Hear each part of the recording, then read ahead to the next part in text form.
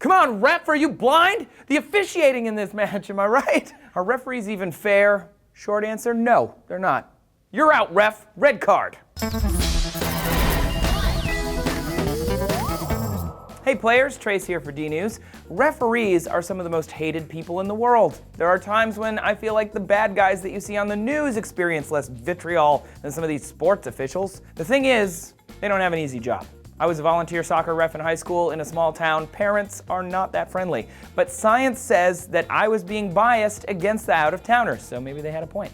3 economists looked at 1,000 pro sports matches and determined the hometown team advantage isn't just how loud the crowd cheers against the visitors. But in fact, supposedly impartial referees do show a bias toward the home team, even when they weren't from there. The economists studied cricket, which for our American audience is like baseball combined with bowling but slower than both. Over time, the rules were adjusted to require neutral referees, which did eliminate some bias. But if there wasn't neutrality, the referees were showing a 10 to 16% bias in favor of the home teams. Cricket isn't the only sport in the world, obviously, but this is also not the only study to spot referee bias. A 2012 book about American football found a 57.3% ref bias toward the home team, though they estimate it has more to do with crowd pleasing, which doesn't necessarily vogue with the cricket study because most of the bad officiation in cricket happened as the audience got smaller. But maybe it's not about the audience or the refs at all necessarily, but simply the color of the uniforms the players are wearing. Sounds weird, but a 2005 study in Nature looked at athletes during the 2004 Olympic Games in Athens. Funnily enough,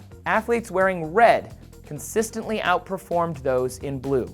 And that shouldn't happen. The researchers believed that athletes who were wearing red were more motivated. They performed at a higher level because psychologically, red inspires dominance and aggression, which can be very valuable in some sports. That being said, a critic of the study believes that it wasn't the athletes at all, but right back to the referees, yeah. So obviously the ref isn't blind because according to psychologists from the University of Munster, the officiant was influencing the results by subconsciously favoring players wearing red. This was especially important in individual sports common in the Olympics like taekwondo or wrestling, where competitors wear only red or blue uniforms and an umpire or judge has a lot of power. Doesn't seem to apply to team sports though, just so you know. But lest you maybe think that officiating is always bad, it's important to remember why these sports exist. They're games. They're part of the human experience. If robots scored everything, it wouldn't be any fun at all. There are still people who think that instant replay has ruined football. The calls of the referee really bring the audience's viewpoints and opinions into the gameplay.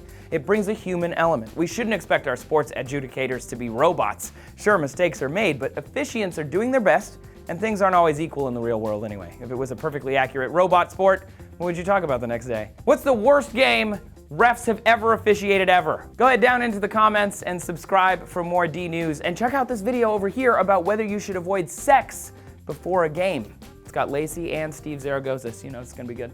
Thanks for watching.